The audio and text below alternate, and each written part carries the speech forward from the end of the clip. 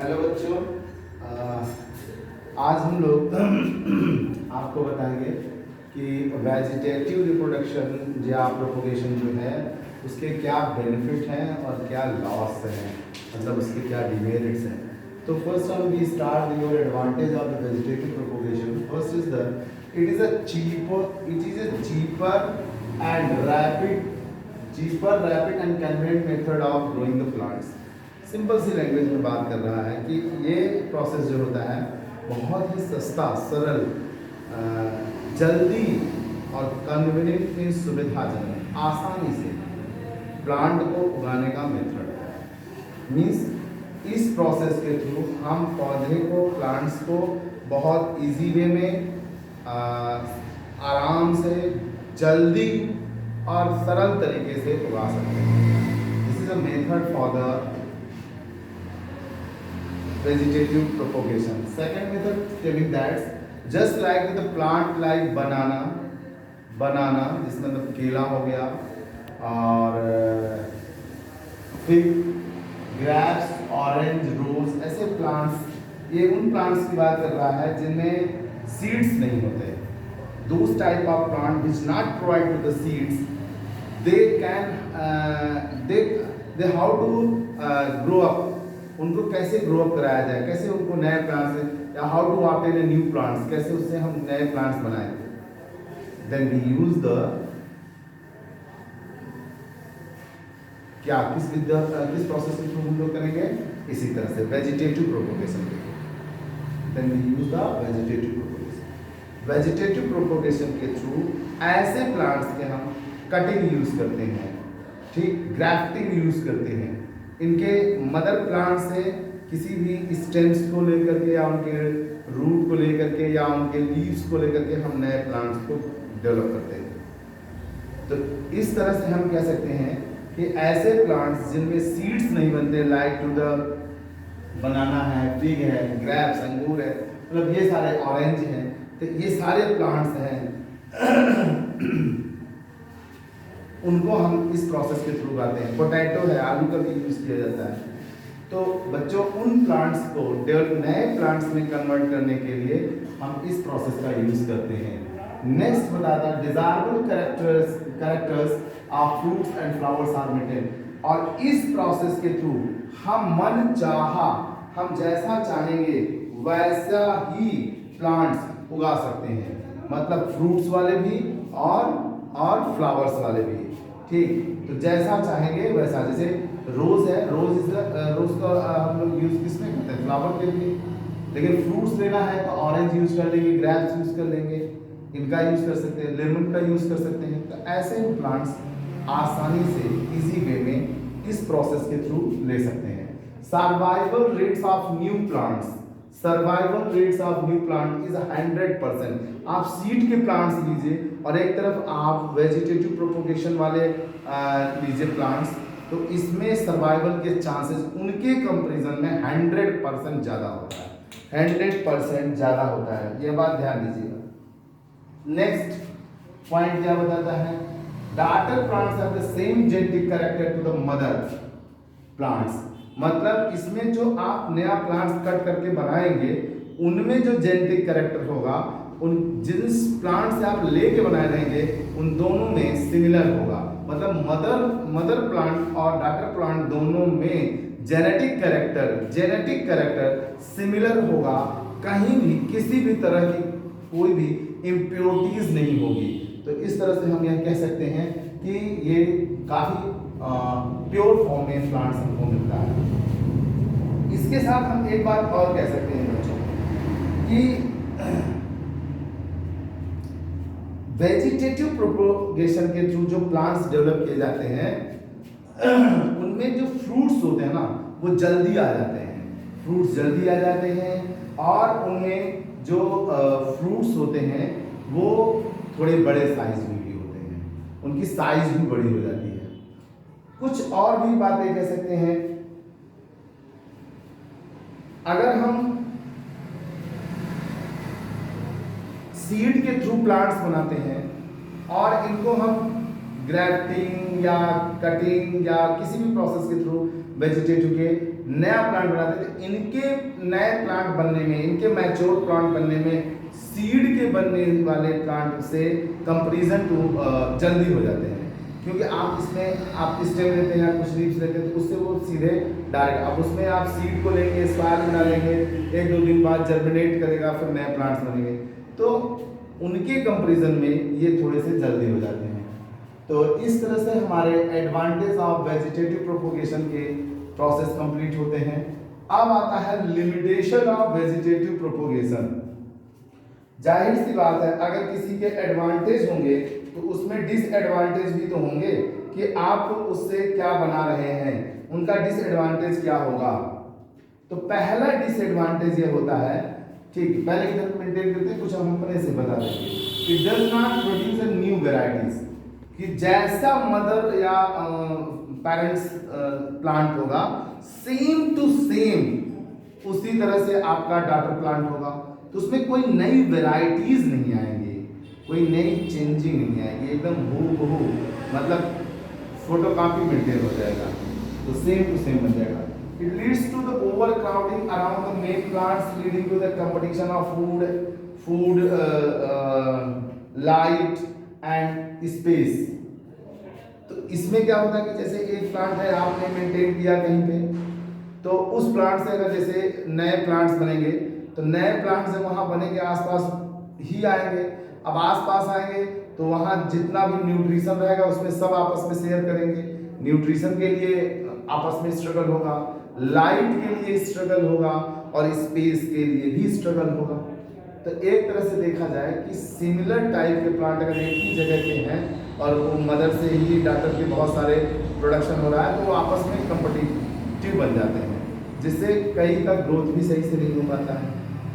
जैसे आप अपने घर में सिंपल सा एक एक्सपेरिमेंट कर लीजिए, किसी पॉट में या मिट्टी में ही कहीं आपके नल के आसपास कहीं जगह अगर आपके पास है, पुदीना लगा दीजिए, एक टहनी आप पुदीना का लगाते हैं और 1-2 महीने बाद देखिए बहुत सारे हो जाते हैं। चलिए पुदीना छोड़िए, दूसरा प्लांट होता था एलोवेरा लगा दीजिए, तो एलोवेरा भी वहाँ पे बहुत सारा हो जाता है। तो वहाँ पे जब बहुत सारे एलोवेरा हो जाएंगे तो उनमें आपस में कंपटीशन होगा कि नहीं होगा, किसके लिए, लाइट के लिए, न्यूट्रिशन के लिए, स्पेस के लिए, अर्थात सर्वाइवल के लिए। तो ये इनका मेन डिसएडवांटेज है, बहुत इंपॉर्टेंट डिसएडवांटेज है। नेक्स्ट बोलता है undesirable character are transmitted from one generation to another generation. एक जनरेशन से दूसरे जनरेशन में अनडिजायरेबल, जो आप चाहते नहीं है वो कैरेक्टर, जैसे पेरेंट्स में कोई प्रॉब्लम है, मतलब मदर प्लांट में कोई प्रॉब्लम है तो वही प्रॉब्लम सेम टू सेम अगली जनरेशन में ट्रांसमिट होगा, और अगर उसमें ट्रांसमिट होगा तो वो प्रॉब्लम वहाँ भी मेंटेन रहेगा। तो अगर कैरेक्टर सेम जा रहा है तो बेनिफिट और लॉस दोनों ही तो जाएंगे, तो लॉस वाला भी कैरेक्टर जाएगा। इस तरह से हमारी जो नए प्लांट्स होंगे उनमें नई क्वालिटीज या कुछ ऐसे ऐसे चीज़ें नहीं आएगी और हम उस प्रॉब्लम को कैरी करेंगे। साथ में इसमें क्या और चीज़ें हो सकता है, इसमें क्या हो सकता है, हाँ जैसे आप एडवांटेज में कुछ और चीज़ें ग्रो अप कर सकते हैं कि जब हम सेक्सुअल रिप्रोडक्शन कराते हैं तो उसमें मीडियम की नीड होती है, सेक्सुअल रिप्रोडक्शन में मीडियम की नीड होती है, लेकिन वेजिटेटिव प्रोपोगेशन में किसी भी मीडियम की नीड नहीं होती, ना आपको बर्ड्स पे डिपेंड करना पड़ता है, ना आपको क्या कहते हैं इंसेक्ट पे डिपेंड होना पड़ता है, ना तो रेन पे डिपेंड होना पड़ता है, ना एयर पे डिपेंड होना पड़ता है। तो ये हम आपको एडवांटेज में कुछ एक्स्ट्रा बता रहे हैं। तो विदाउट मीडियम हम नए प्लांट्स को ग्रो अप करा सकते हैं, प्लांट से ही प्लांट बना सकते हैं। ये सब इसके पॉइंट्स हैं बच्चों। आज एडवांटेज और डिसएडवांटेज या limitation of the vegetative propagation हमारा मेंटेन होता है। अब आता है नेक्स्ट आपका माइक्रो प्रोपोगेशन। माइक्रो प्रोपोगेशन में क्या होता है कि इसमें हम लोग किसी भी प्लांट के, जैसे मान लीजिए आपने गाजर ले लिया है, गाजर है रेड कलर का और आपने उससे नया प्लांट बनाना चाहा है,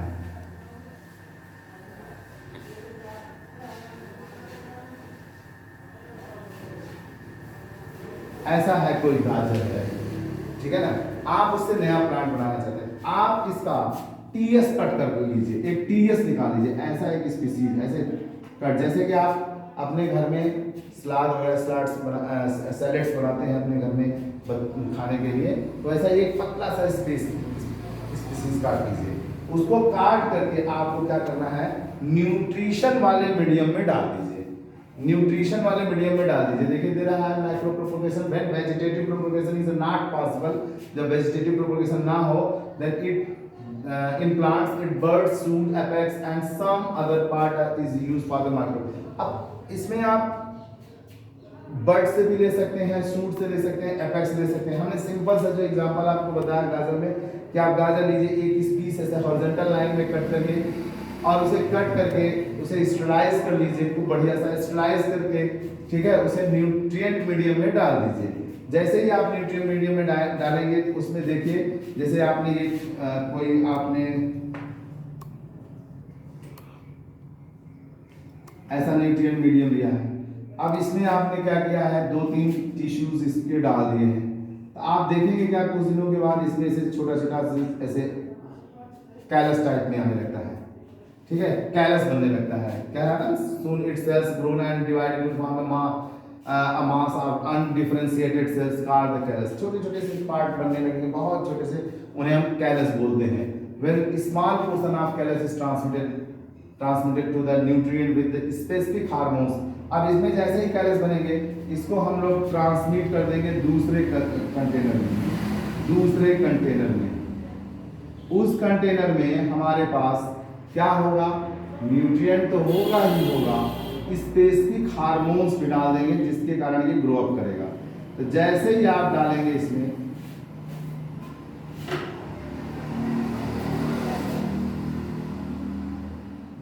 देखेंगे लीव्स या ऐसे बर्ड्स टाइप बनना शुरू हो जाएंगे, ठीक। और इस स्पेसिफिक हार्मोन्स और न्यूट्रिशन के कारण ये प्लांट्स नए थोड़े से उसमें ग्रोथ शुरू दिखने लगेगा, जिसे हम प्लांटलेट्स बोलते हैं। क्या बोलते हैं, प्लांटलेट्स।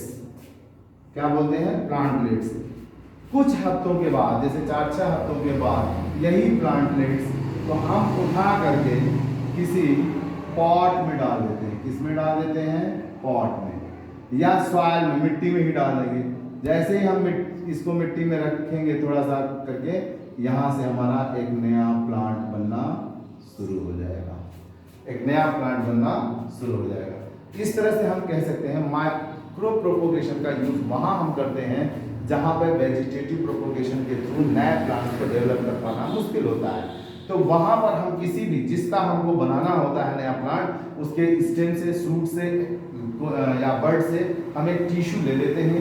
टिश्यू को लेकर के, जैसे मैंने गाजर का लिया था, बताया था, लेकर के किसी न्यूट्रिएंट मीडियम में पहले से स्टरलाइज करते हैं, फिर न्यूट्रिएंट मीडियम में डाल देते हैं। कुछ दिनों के बाद उसमें कैलस बनता है। उस कैलस वाले टिश्यूज को उठा करके हम लोग ऐसे पार्ट उसमें पॉट में डालते हैं, या हमारे पास कोई कंटेनर होता है जिसमें आपका हार्मोन्स, ग्रोथ हार्मोन्स भी हो और न्यूट्रिशन भी हो। तो आप देखिए प्लांटलेट बनने लगता है। अब इस प्लांटलेट वाले पार्ट को कुछ दिनों के बाद हम उठा करके किसी पॉट या सॉइल में डाल देते हैं, तो 4-6 हफ्तों के बाद एक नया प्लांट बनना शुरू हो जाता है। इस तरह से हम जल्दी से नए प्लांट को डेवलप कर सकते हैं, और ये प्रोसेस आपका माइक्रो प्रोपोगेशन या टिश्यू कल्चर कहलाता है। क्या कहलाता है बच्चों, माइक्रो प्रोपोगेशन या टिश्यू कल्चर कहलाता है।